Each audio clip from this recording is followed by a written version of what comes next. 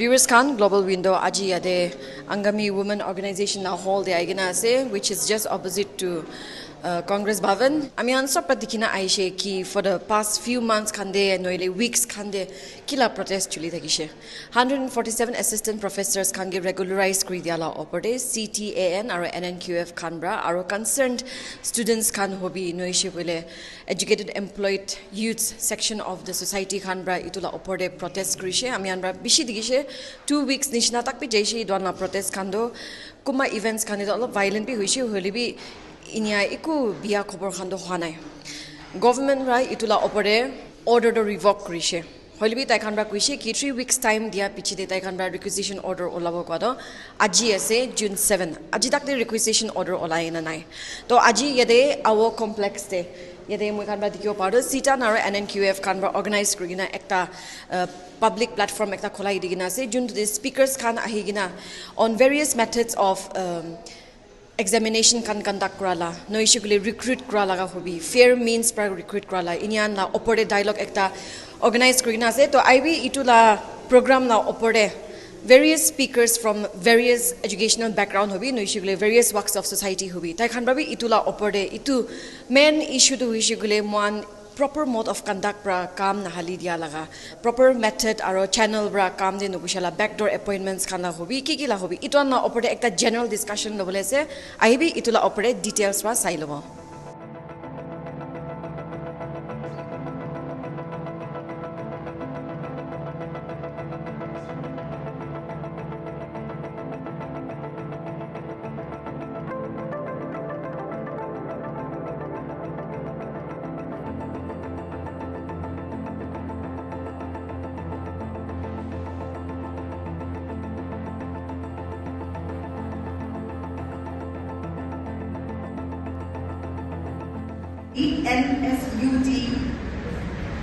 NNQF has also worked with groups such as ECOL against corruption and unabated taxation, PISCAN, public service aspirants of Nagaland in the past, and continues to collaborate and work with CTAN, Combined Technical Association, on many issues today.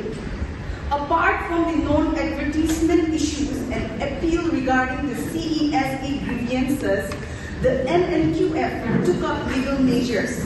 In 2019 court case filed by the Nagaland Net Qualified Forum NNQF, filed WP number 12/2019, WP number 65/2019, challenging the appointment of 208 backdoor assistant professors.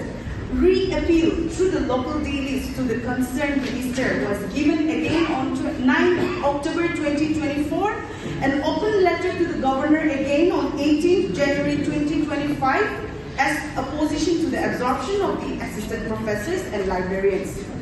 Further, the wide circulation on 8 April 2025 notification on transfer and posting resulted in unrest among the aspirants, leading to 6-day protests in the month of April 2025. The protest results in revocation, but requisition remains.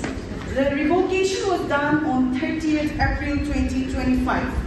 The CTAN and the NNQF gave a deadline through the memorandum to the Chief Secretary till May 21, 2025, following which the members of the NNQF and the CTAN visited the Secretariat on 22nd May 2025.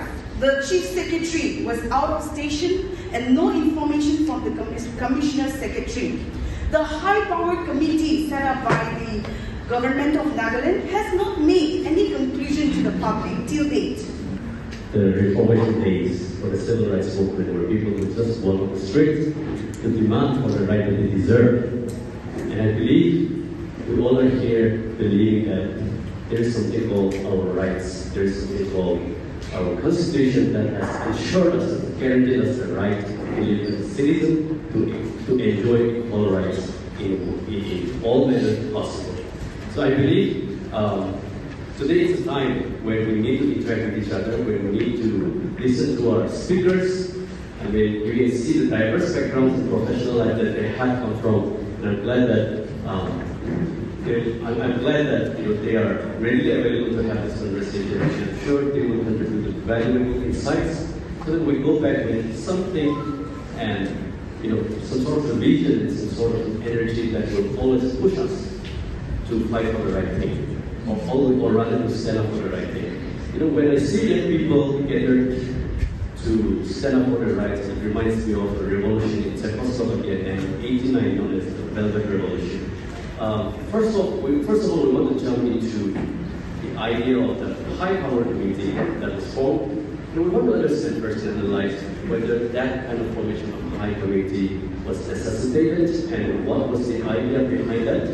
And when we read history, when we read politics, we know that such committees are formed normally when there is a need for experts to define things, to recommend some very, very important ideas when we make policy. But I feel that this movement seems to be rejecting that formation. Thank you, Moderator Ransom. I would like to say that I want to build on this point, that our problems, our difficulties, and our conflicts are meant to change us and take us forward, instead of fragmenting us, make us hate one another, and destroy us. I hope what I'm saying will have some connection with what is going to be discussed today.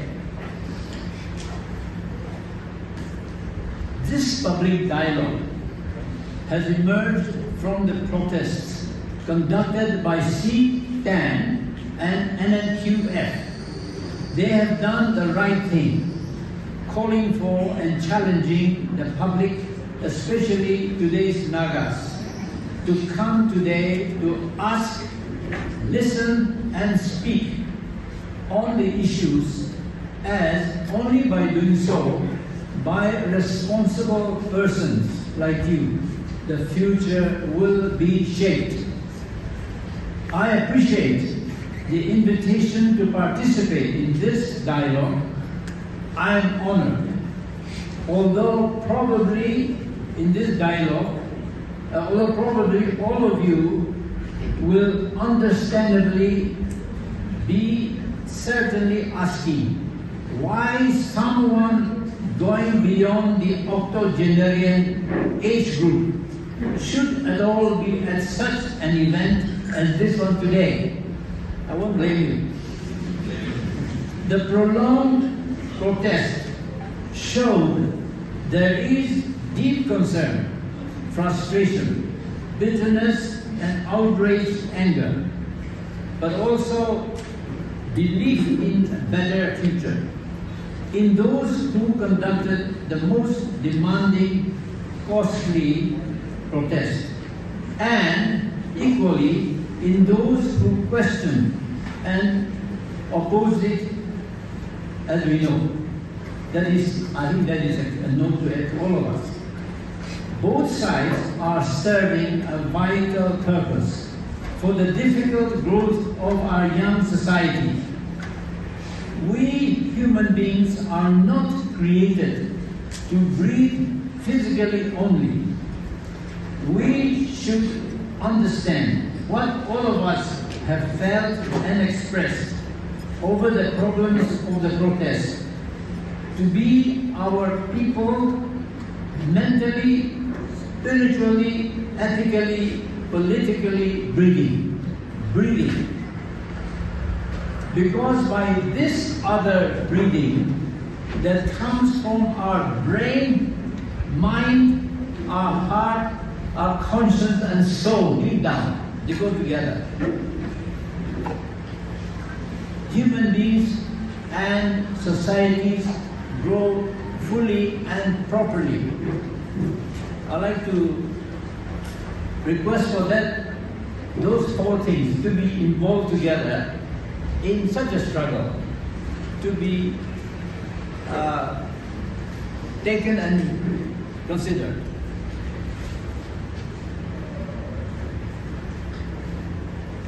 I have not grasped the many interlinked details of the problems that have accumulated so dangerously and which have brought about this public initiative by the younger generation. But I believe the central critical issue on which all sides who have been damaged in different ways, as understood by them, this side or that side, all sides who have been damaged in different ways. And that is the urgent, imperative need for our government and society to bring into unchallengeable practice and adherence what is called due process, something all of us know. But I would like to focus on that one. Due process ultimately is where both sides are trying to make their point. And that's very important. Due process is whereby justice and fairness for all are seen to be achieved in the governance and development of society. Our problems, difficulties, differences are our commonwealth, our asset. They are part of God's plan for our growth, through our change, our understanding of the crisis that is in the midst of imperiling us. All fights for justice like this and progress gets to be more and more difficult. At first, simple, as we all know, Naga struggle, for example, it is so exciting and it seems to be, we become euphoric. But because we are struggling in a very, very bad world that has been bad for centuries and centuries, on a big scale, we are only a tiny part of that. For so much, I was very skeptical when we made this program about Requisite, but I'm so happy to see all of you. I think you've all heard of the death by 1,000 cuts. It's, I think, I believe it's a Chinese, it was an early Chinese practice to kill somebody, not outright, but by making small cuts, 1,000 cuts. So now that we are suffering, we are going to face a death through 1,000 cuts. The protest by our enemy here, Npsc, I've been watching, I've been reading comments on the various channels that was broadcast, and you see quite a number of comments saying, what about the forest department, what about this department, that department. You have to understand that this is happening in every aspect of Naga society. Whether you're in a village, whether you're in a town, whether you're educated, whether you're uneducated, whether you're skilled laborer, whether you're unskilled laborer, we are facing injustice in every aspect of our lives. And it is not for us. We have to understand that when somebody is facing injustice, we should not sit back and say, it's me. Or, what about my case? It is high time we realize that if anybody protests, we should all stand together. Because we are all suffering the same injustice in different fields. So, I am here today, again, last time I came, I will always be there to support in any way anybody who's facing injustice in any field. And this is something we Nagas must realize. We make all these false analogies to Mizoram. But Mizoram took a nearly homogeneous society. In Nagaland we have so many tribes, so many clans, so many villages, and we have always been divided on tribal lines, on lines of clan, area, village. We must understand that what is right, what is wrong is wrong. There are no shades of grey. You have to understand that. And I am very grateful that this is the first time our educated young people have stood for an issue, and I hope that you can bring this, you have managed to bring about the revocation of the appointment. And let us fight together to make sure that the government requisitions these posts to the Npsc and go. My talk is not exactly listed there, but I want to just give you something on the National Education Policy 2020 and show you where our government is succeeding, what the government wants to do. We have 17 colleges, government colleges in Nagaland, with about 600 faculties. We've had numerous problems, mostly quality, but some government colleges delivered, they did well. But that system is outdated.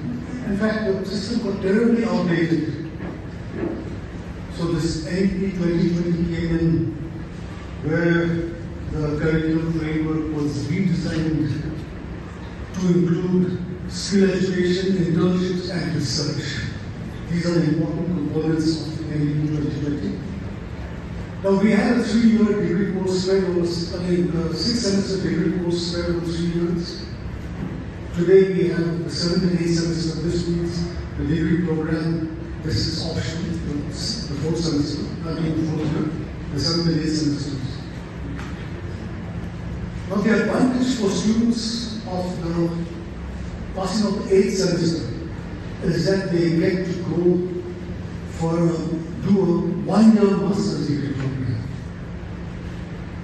And those who have done exceptionally well, who scored 75 or 80%, I don't remember, some of you will remember.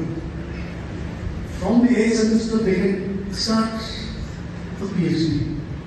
They can start working for a PhD. So the system has been feedback, has become very friendly, it has become very forward-looking.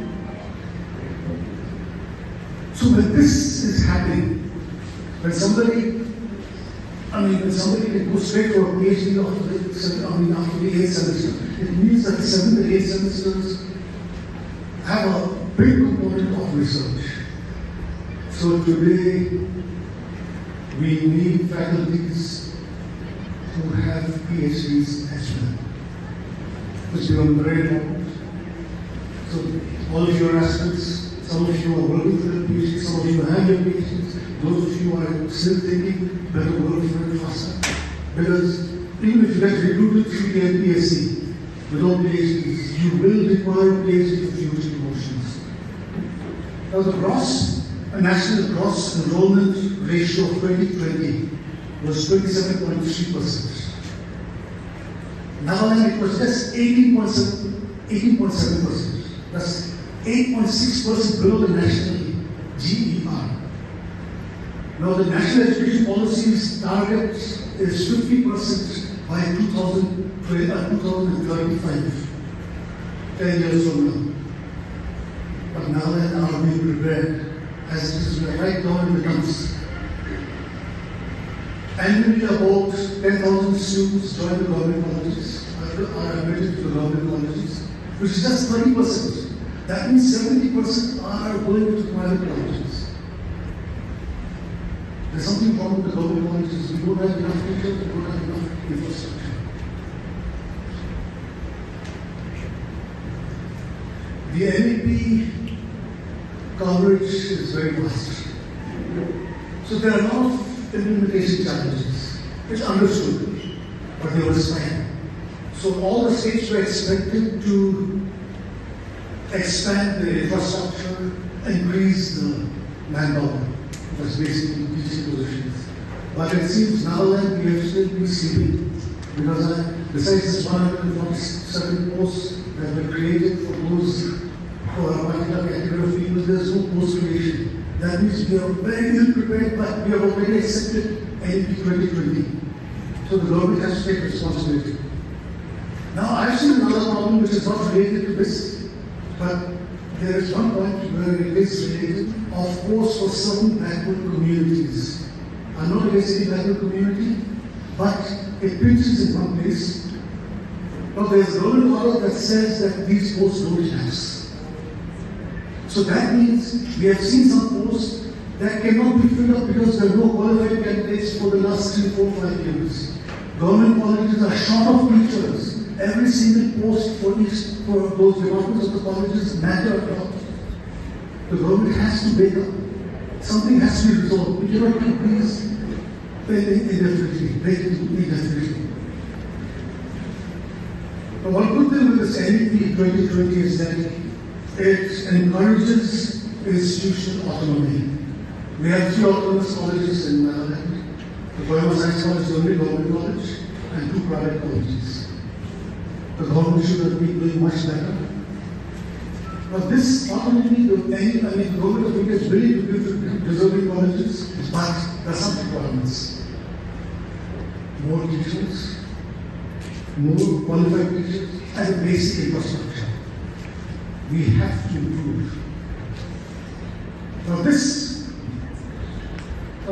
is a very competitive international arena that we are in today. The key to growth is knowledge generation. At the heart of knowledge generation is research. Without research, no knowledge is generated. We cannot compete with anybody outside our territory. The world's top institutions like Harvard University, MIT, Caltech, Cambridge, Oxford, Yale, Princeton, etc. are basically research universities. They have devoted their time, major chunk of their time for research. So that's what they're writing for. One fine day about a decade back, the government of India woke up to find the first list of the world's top universities that India did not figure in the top 100. So that was a shock with our IITs, the IIMs, and the Indian Institute of Science in Bangalore. It was a big shock. That time, the thrust in India was 60% classroom academics and 40% for research, because research is an important component. But that broke us up. So then the government of India insisted 60% of our effort should be on research. Only 40% for academics. That's almost 10 years back, and we still have not climbed into the top 200 universities of the world.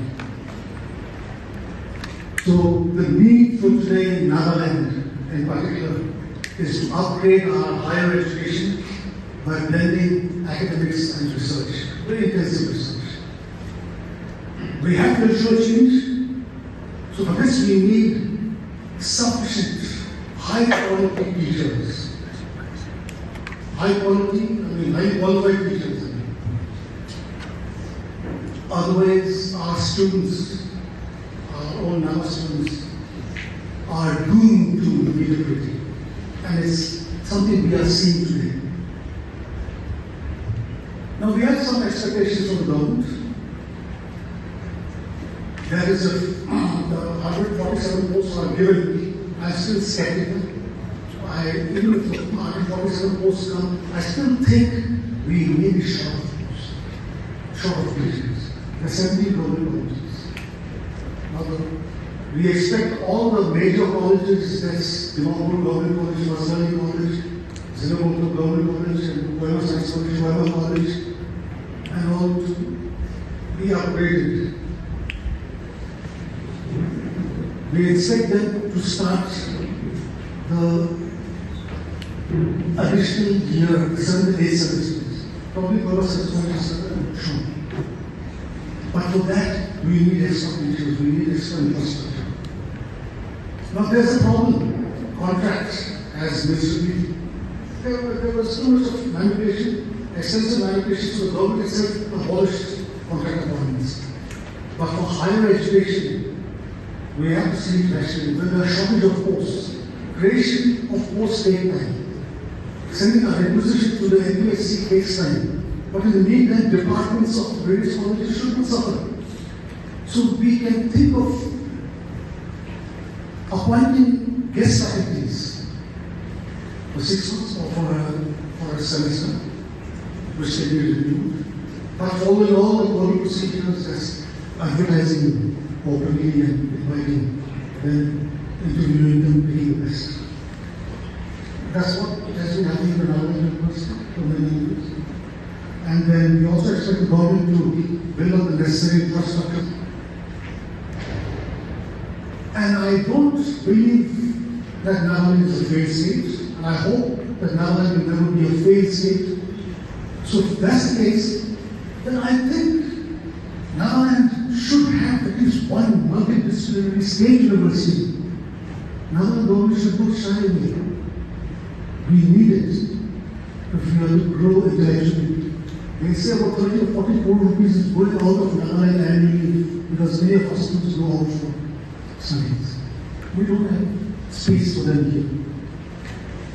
And also we have, as an afterthought, I also put this, we have expectations from the Npsc also. Transparency. I feel there should be transparency and we should ensure there is transparency. Of course, it's definitely the case, maybe the Npsc recruits only taking the minimum qualifications. In UGC assessment, net as the minimum qualification. PhD is not mandatory. But if there are cases where the PhD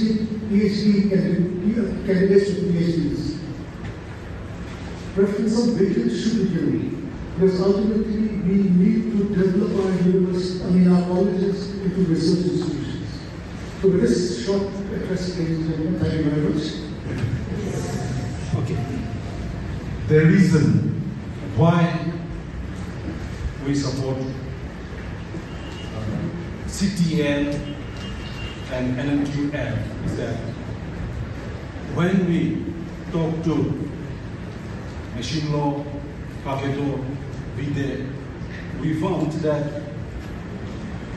they were not fighting anything for themselves, not for their personal gain. But one very inspiring message we got from them was that what has happened to us, this should not happen to the posterity, to the future generation. That is why today my organizations, we have come forward to support them. We are their staunch supporter. As a matter of fact, today, my ideas may be irrelevant to you because I did my research and a little bit of homework on different colleges, different government colleges, and I wanted to interact with the government officials, which are empty. Those chairs were for the government officials, and then my idea was to interact with them and to learn from them. This is not a government bashing program, as a matter of fact, but to have a healthy discussion, to have a happy discussion. Because, okay, revocation is done, requisition is not done. But even if the requisition is done, the dialogue, the conversation should go beyond that. Unfortunately, today our officials did not come, and I feel sorry for them.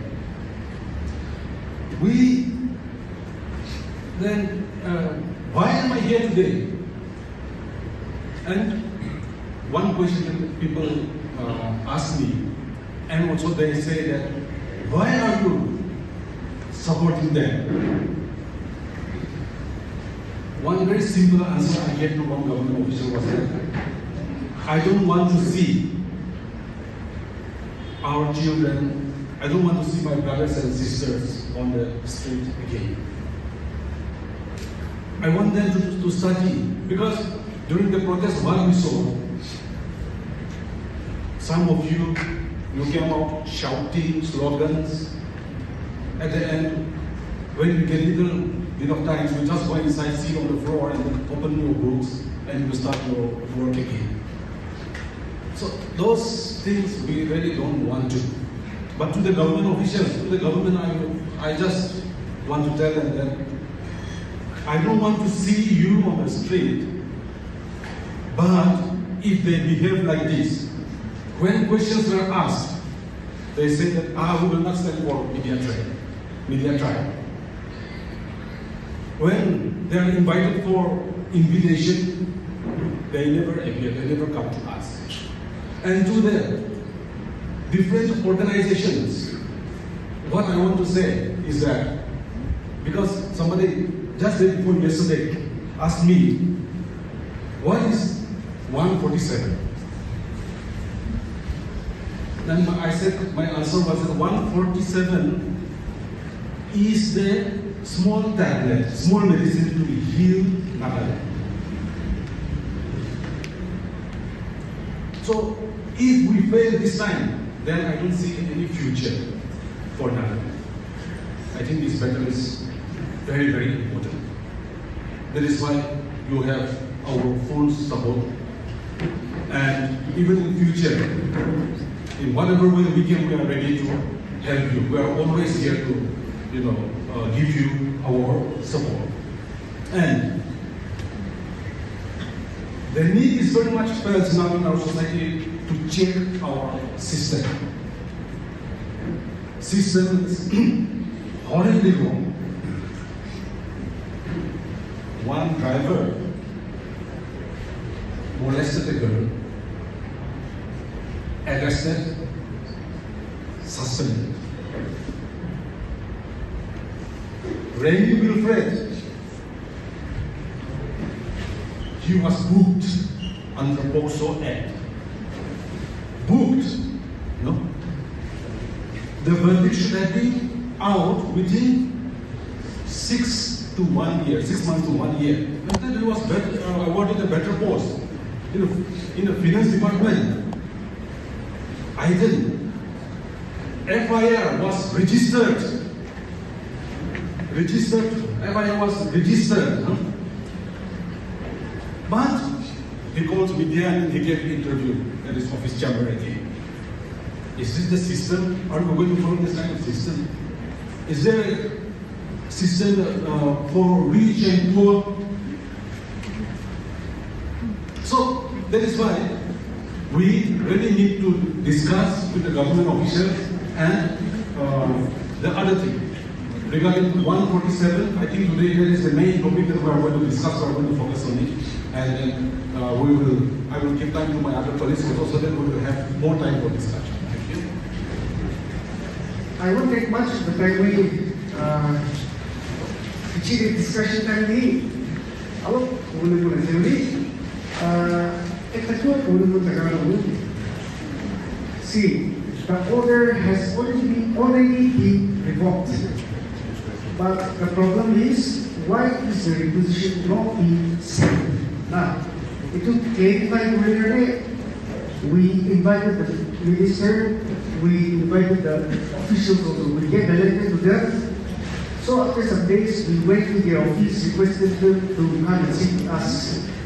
Now, because see, and they are given the cover. What is black is black, what is white is white. So public law also required why is the requisition so difficult to be sent? We wanted them to highlight that to the public.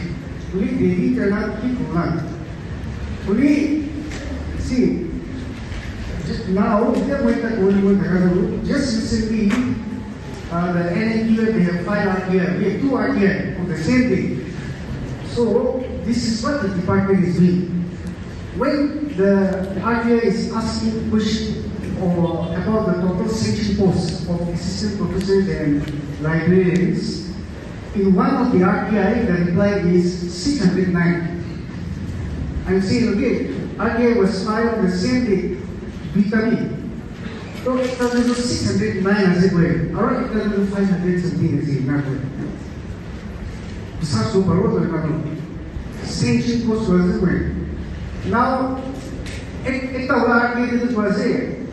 2022, they asked for at a particular year in a post-creation order than Kenya post-creation, which is demand number post-creation, which is 2024, last year, 7 17 Disember kan akta posik claim disusun.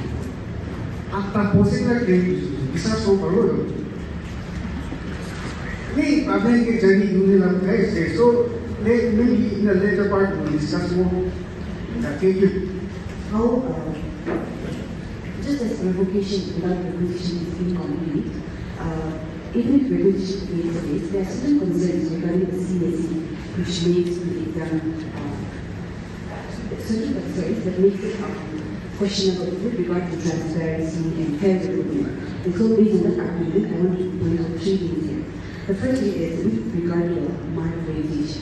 When it comes to the CSE, the Government Educational Services exam, we have allotted out of the 100 marks, we have 100%. We have allotted 40% to the academic report of the aspirant, and 45% to the written examination, 50% for the interview. Now here the concern is particularly with the 40% that is allotted to the academic report. Now you will see that there is variation among the aspirants. Some aspirants will fall under the annual system, some under the semester system. Now there's a stark difference in terms of their scoring because of that difference in system. Then there are also variations across universities. Some universities are very strict with their markings, whereas some universities are really with their markings. So based on this 40%, some sections of aspirants are already at a disadvantage, even before they write the exam. Then only 45% according to the written exam, then we have 15%. Now there are, of course, we understand that there has to be a section that is allotted for interview. However, we also know that there are disparities against there. When you look at different aspirants, some of them will have better articulation skills, a wider range of vocabulary, mannerisms, and presentations. That will differ. Now, we're not saying that that is wrong, but there's already an existing disparity in the society. And therefore, in order to narrow down those disparities, I think the interview percentage also has to come down to at least 10% as other examinations. So these are some of the concerns that we have addressed and appeal to the concerned authorities also. And we come to this recommendation that if we are looking for fair recruitment, the authorities should bring down the academic report from 40% to 20%, and as mentioned earlier by Professor Tong, they should give more emphasis on research publication, research experiences, even teaching experience. Then the interview should be limited to 10%, as in other exams, and the written examination should be increased to 70%. That's our suggestion. These are some of the demands that we have put in our petition. As you go out, we will sign if you agree on this point. Now, the second point that I want to emphasize is with regard to transparency, which has already been mentioned. Now, when you come to when the CSE results are out, you only get to know the marks. You find an RTI, but you only get to know the marks. You don't know the marks of the person who has cracked the exam. You don't know the marks of the person who is the waiting list. Now, we're not questioning their competency, but if we are going to push for transparency and fair process of recruitment, then the disclosure of marks of the candidates should be a priority of the authorities. That is another thing that we need to push for. And the third concern regarding the CSE exam is regarding the aligned subject eligibility. Now, UGC Gazette 2018 clause 4.1 million subjects to apply for a specific subject. So say for example, there's a vacant position for sociology, candidates have master's degree in social work, social development, social anthropology, and apply for the post. Or if there's a post for political science, either people with either master's degree can also apply for the post. However, when inquired, the higher education stated that they do not want that. It's only for a specific subject. Okay, so that is fine. But the concern arose when they allowed some people from the aligned category to give the exam. So it happens that in certain instances, there are two people who studied in the same university, the same subject, one was allowed, one was rejected. So our demand is also that we apply uniformity. If we are not going to remove this clause from the UGC that allows aligned subjects for uniformity, or if we want to push for a more inclusive form of recruitment, then let there be wider participation by allowing categories from the aligned subjects to participate in the examination. So I'm highlighting this concern with regard to CSE because Since today we're talking about transparency, fair recruitment, and to make sure that there is right equal opportunity for all the citizens of Nagaland, and for all the aspirants, keeping in mind that there's already a disparity in the society, to make sure that this disparity does not get reproduced in the education system or in the recruitment system, we share this discussion. Very interesting, and provoking. I think it also calls us to dive deeper into all those issues. I mean, we don't want to make this like sound like a press conference, although we can, have this conversation and objectively reason out, not necessarily supporting each other, but rather we can also see like whether we are doing the right thing, whether what we are demanding, we as the movement demanding is objective enough for all of us to continue the movement, right? So I would like to also understand from the panelists, I would call them panelists. Professor Jidit Tong and Slovi have also mentioned about the process of recruitment. And when we look around the world at the top most universities, we see that for recruitment of assistant professors in academics, we see that recruitment process is mostly about the research papers that they have published in the past. At the same time, hardly it comes to written exam, hardly it comes down to MCQ exam and so on. I think but in the context of Nagaland, it's very much still there. I'm not saying that it's bad or good, but I just want to lay out and hear your opinion. It's such a, academic position is such a difficult and very respected position. And we all need to take that in mind every day. And for such an important position, how do we look at it? Do you think such exam formats still are valid, or how do we look at it? In terms of teaching experience, would be very crucial. Like we mentioned about 10% of interviews. I mean, those subjective matters would be very, very helpful to recruit the best persons to transfer knowledge into how students learn more about the subject rather than being able to write. There are many criteria, of course, but one criterion I believe can be teaching experience, vast teaching experience, in-depth knowledge about the subject, like how much research papers they have published in peer-reviewed journals, in those reputed journals. So I think the system that we have right now, and the kind of ideal system that we want to achieve, because I want to mention that even West Bengal they have a selection committee, not done through West Bengal Public Service Commission. They have a separate commission to recruit teachers and assistant professors. And in the context of Nagaland, what would be the objective way to look at when we recruit teachers? Let's now people said for a while that there should be fair recruitment. Fairness, we always encourage that, we always support that. But more than that, how do we objectively look at academics to make sure everyone gets benefited from the teacher, not just by passing written exam and review exam? And that's something I just want to provoke you with. Anyone, there's no like assigned term, but anyone gets to take time and we can have that discussion around that as well. First, tell me something. We know about this Npsc, aspirants also have to write they have to go through a written test. So let me tell you about myself. 1984, most of us, except a few senior citizens, were born. When I sat for the Npsc, there was no written test. It was straight to the interviews. Now let me tell you something about the Central Universities of India. They don't conduct written tests. Now, the minimum qualification is NET, National Eligibility Test. This is a very tough examination. And a lot of people have gone through it. This is a tough written examination. So you don't need to test their written skills again. This is my personal opinion. And we have been recruiting in Nagaland University for the last 29 years since I was there. We don't conduct written tests. It's just straight for the interviews. The Npsc can come to terms with this. Because from the written tests, I always believe that some manipulation can happen. It's just a personal belief. Okay? But things can happen inside.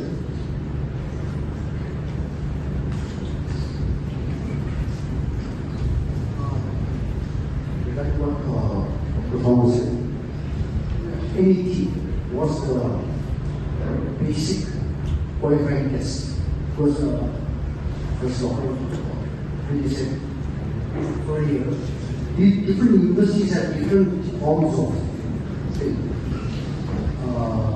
mark. So some universities get very good marks, some get very bad marks.